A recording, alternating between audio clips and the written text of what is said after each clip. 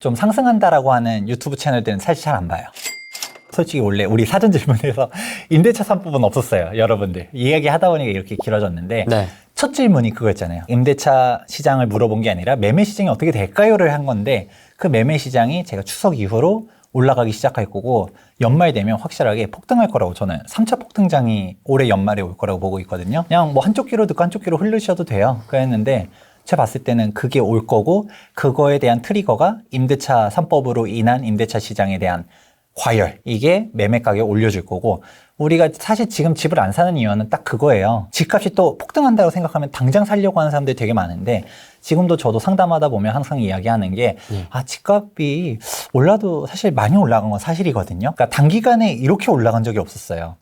그렇다 보니까 너무 비싸서 올라가도 더 올라갈까요? 막 지금이야 사야 될까? 또 그리고 제가 얘기했잖아요. 거래량이 엄청나게 적다고, 지금 현재. 좀 뭐 중간중간 신고가 갱신하는 단지들도 있긴 하지만 사실 그렇게 유의미하게 막 시세들이 팍팍팍팍 올라가는 느낌은 아니거든요.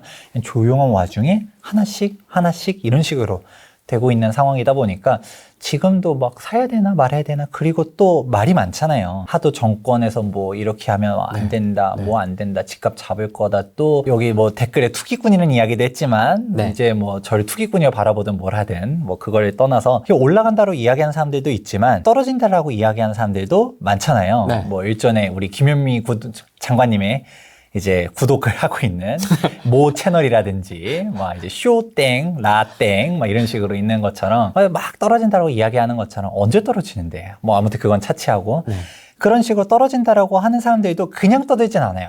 우리 기우제라고 하잖아요. 언젠가 떨어질 겁니다. 언제인지 모르겠지만 그런 식으로 계속 이야기하는 게 아니라 그 사람들도 근거를 가지고 있어요. 솔직히 말하면 제가 좀 상승한다라고 하는 유튜브 채널들은 사실 잘 안 봐요. 왜냐면 사실 보는 관점들이 조금씩 다르긴 하지만 그렇게까지 뭐 도움이 많이 되진 않거든요. 오히려 전 좀 하락한다라고 하는 유튜브 채널들을 심심할 때면 종종 봐요. 그렇습니까? 오히려 그게 재밌어요. 뭐냐면 똑같은 통계 자료를 가지고서 다르게 해석을 해버리잖아요. 시야가 항상 똑같으면 시야가 좁아져요. 오히려 제 시야를 넓혀주잖아요. 이걸 이렇게 해석할 수 있구나 라고 하면서 그냥 종종 보면서 그냥 그렇게 해서 넘어가는데, 이제 그 사람들도 근거를 가지고서 이야기하다 보니까 그게 또 그냥 자기만의 주관이 명확하지 않으면 또 그럴 수도 있어 보이거든요. 그러면 사람들이 또 거기에 또 휘둘리잖아요. 휘둘린다 그러나 또 그게 그 사람들이 무조건 다 틀린 말만 하진 않아요. 자, 안 되는 부동산 상품들 있거든요. 오피스텔 다 봤나요? 신축 빌라, 뭐 지역주택 조합, 뭐 이렇게 진짜 하면 안 되는 유명한 것도 있잖아요. 그런 것들 하지 말라라고 하면서 또 영상을 또 찍어요. 그건 당연히 하면 안 되는 거거든요. 근데 또 그게 또 맞는 말도 있으니까 사람들이 그래 맞아. 오피스에 투자했다가 다 안 나왔어. 그래 이거 안 나와. 신축 빌라 샀더니 막 이제 막 이건 막 답이 안 나오고 이런 것들 보면서 그렇구나. 또 이게 또 맞는 말들도 하거든요, 이분들이. 그러니까 또 이런 것들에 맞춰보면 부동산 시장도 이제 그러면서 부동산 시장도 떨어진다 하니까 이제 기다리는데. 어떠세요? 보면은 그 통계 해석이 맞나요? 안 맞죠.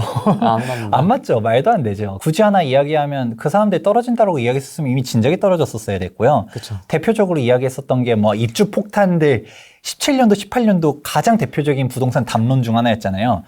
지금 20년도 됐는데, 애초에 이 얘기 폭탄은 이게 한 14년도, 15년도 때부터도 계속 있었어요. 2017년도, 18년도 워낙 공급량 많으니까 떨어진다. 그러니까 10년 주기설부터 해가지고. 그쵸, 10년 주기설. 되게 오랜만에 그렇죠. 이제 다 지났네요. 이제 2018년도 되면 97년도 폭락했었고, 2008년도 폭락했었고, 그게 사실 전혀 상관없는 거거든요. 왜냐하면 국내 요인이 아니라 그 앞에 두 요인은 외부 요인이었었어요. 사실 97년도는 동아시안 외환위기로 갔다 왔었었고, 2008년도는 서프라임 모기지 사태로 갔다가 미국발 글로벌 금융위기로 갔다 초래했었던 거고, 사실 내부적인 요인으로 터진 게 아니라 외생 변수라고 하거든요, 경제학에서.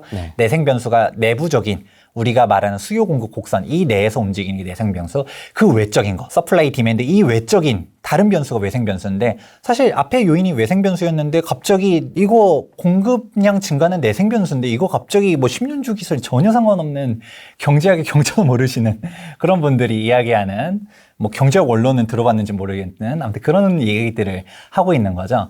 그게 외생 변수가 10년 주기로 빵빵 터진다고 하면 할 말이 없어요. 근데 아무튼 안 터졌고. 근데 그렇게 하면서 막 5만 가지 이야기들 말았는데. 그때 당시 헬리오시티. 그렇죠. 헬리오시티. 동탄2 뭐 어쩌고 그러고 뭐 강동구 입주 폭탄 하면서 우리 헬리오시티, 우리가 입주 폭탄 아직 끝나지 않았다. 헬리오시티 그러니까 그냥 어중간하게 뭐 우리 뭐 은평구의 만세대 이런 게 아니라 송파구, 강남 3구잖아요. 여기 딱 중요한 자리에 신축 아파트 거의 1만 세대, 9,510세대였거든요. 걔네가 빡 입주하기 때문에 얘가 우리 아직 한 발 남았다. 이거 이거잖아요. 그랬는데 캐 터졌지만 매매 가격이 안 떨어졌거든요. 전세는 사실 떨어져요. 항상 이렇게 신축 아파트는 말 나온 김에 뭐라고 하냐면 전월세 가격은 떨어져요. 아, 그렇죠. 헬리오시티가 제가 기억나는 걸로는 33평형이 제일 싼 게 4억대까지 거래된 걸 봤어요. 물론 이 4억은 정상적인 거 아니에요. 이제 후순위, 선순위로 이제 그 은행 근저당이 있고 후순위로 들어가는 게 4억대도 있었고 보통 일반적으로는 한 6억 뭐 이 정도 거래 많이 됐었거든요. 네. 그 정도로 이거 뭐 무슨 성동구 전세보다 쌌었어요. 그때 당시 성동구 33평 신축도 뭐 한 7억? 8억 이랬거든요. 그러니까 헬리오시티가 뭐 6억 막 싼 거는 막 4, 5억도 있으니까 그게 미친 거였죠. 근데 지금 헬리오시티 전세 가격이요. 미쳐 날뛰고 있거든요. 그러니까 잠실 얘기만 하면서 얘네 전세 가격도 회복하는데 한 6년 걸렸어요. 잠실이. 그것처럼 헬리오시티도 이게 전세 2년 지나면 또 뭐 그때도 물량 많고 할 거라고 다들 얘기했었는데 전세 가격 한순간에 이 임대차 3법 덕분에 한 큐에 해결돼 버렸죠. 전세 가격 그냥 회복. 그게 돼버리고 강동구, 헬리오시티 해결되니까, 그때 떨어진다고 얘기했었던 분들이, 이게 투기꾼들이 어떻게든 막 대출해서 막 방어한 거다. 이런 얘기를 보면, 참신해요. 재밌어. 이런 논리가 가능하구나. 투기꾼들이 어떻게든 이거를 살리기 위해서 막 돌려막기 한다. 돌려막았다, 뭐다, 뭐 얘기하면서 뭐 투기꾼들 막 실입주 하려고 어떻게든 뭐 해가지고 뭐 한 거다, 뭐다 얘기해서 이게 아직 안 터져. 아직 또 한 발이 또 남았어. 강동구가 남았어. 라고 했는데 강동구 똑같아요. 지금 강동구 매매 가격 장난 아니거든요. 미쳤어, 진짜. 그렇죠. 오히려 솔직히 강동구보다 저는 더 생각했었던 게 오히려 강동구는 전 버틸 줄 알았어요. 강동구 옆에 하남, 미사. 여기가 오히려 전월세 가격이 조금 매매 가격은 흔들릴 거라고 안 봤었고 여기 전세가 조금 위험하지 않을까 생각했는데 오히려 미사도 되게 잘 버텼거든요. 이게 현실이에요. 오히려 우리가 서울의 실수요가 이게 수요가 되게 탄탄하다 이런 것들을 보는데 근데 이거를 지금 다 끝났는데도 그거에 대한 언급들이 전혀 안 하잖아요. 그냥 무조건 투기꾼들이 이거를 했다라고 하는데 그 논리들을 보면서 저는 재밌어서 가끔 요즘 개그 콘서트도 다 폐지되고 볼 게 없잖아요.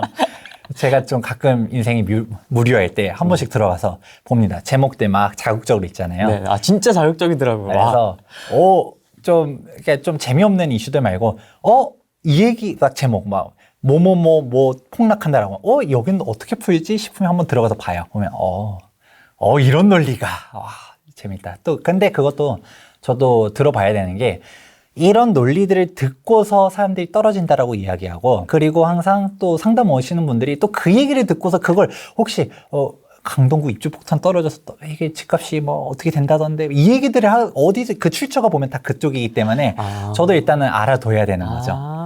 이렇게 우리가 신문도 조선일보만 읽는 게 아니라 한겨레도 읽고 다 읽어봐야 균형 잡힌 시각이 잡힌다라고 하잖아요. 그것처럼 저는 오히려 그러니까 제가 이쪽 분야에 있다 보니까 오히려 다른 쪽 분야를 자주 보는데 여러분들도 똑같아요. 내가 떨어진다고 생각하시는 분들 떨어진다고 들으면 되고 제 이야기를 그냥 걸러 들어도 되는데 이런 이야기 자체도 들어보시는 게 도움이 되고요. 부동산 공부에 대해서 집 안 사셔도 돼요. 근데 이런 시각으로 이야기하는구나. 저 투기꾼은 저렇게 이야기하는구나.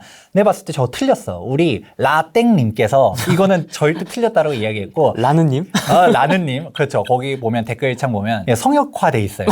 그러니까 그렇게 이제 추종자분들끼리 봤었을 때 우리 라느님께서 어떻게 본대라고 했었던 것처럼 이 투기꾼 말은 다 틀렸어 라고 해도 틀렸다고 생각하셔도 돼요. 그거에 따른 판단과 책임 그건 다 본인이 가지고 있는 거니까. 네. 그리고 제 말이 솔직히 틀릴 수도 있잖아요. 그런 것처럼. 근데 이제 제 말이 나중에 지나가 봐서 맞았고 틀렸고 이런 것들을 보면서 내가 복기를 하는 거죠. 내가 생각했었던 거는 왜 틀렸고 내가 이거는 이렇게 생각했는데 폭락이 안 됐네. 예를 들어 지금 방금 전에 얘기했던 것처럼 공급 폭탄 터질 줄 알았는데 안 터졌어.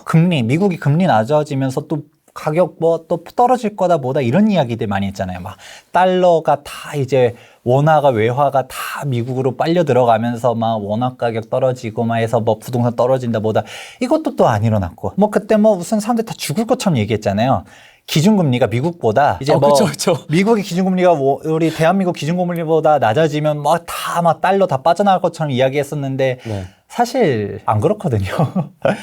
그런 것들도 왜 그런지 내가 단편적으로만 보는 게 아니라 안 그랬으면 그거에 따라서 왜 안 그랬지에 대해서 그거를 좀 공부를 하다 보면 우리가 조금 더 시각이 넓혀지고 제가 라는님 채널을 좀 보는 것처럼 네. 여러분들도 라땡님 그 채널 이상한 소리만 해가 아니라 여러분들도 그 이야기들도 들어보면서 균형 잡힌 시각을 잡는 게 좋아요. 그리고 그분들이 그 말 그대로 아무 말 대잔치 아니거든요.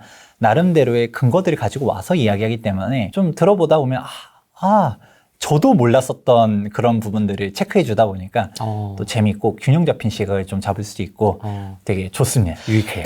여러분 구독하러 가시죠. 참고로 저 구독하고 있습니다. 자, 구독하러 갑시다. 칸데오님도 들어오셨고요. 부동산님, 강영훈 대표님도. 강현 대표님, 안녕하세요. 네, 방송 자주 하시죠? 전문가님들이 보고 있다라고 하니까, 네. 참 말 잘해야 되는데. 부동산 TV님 후원해 주셨습니다. 5만 원. 붓. 이걸로 점심 식사 제가 감사합니다. 소장님 모시도록 하겠습니다. 강영은 대표님, 점심 감사합니다.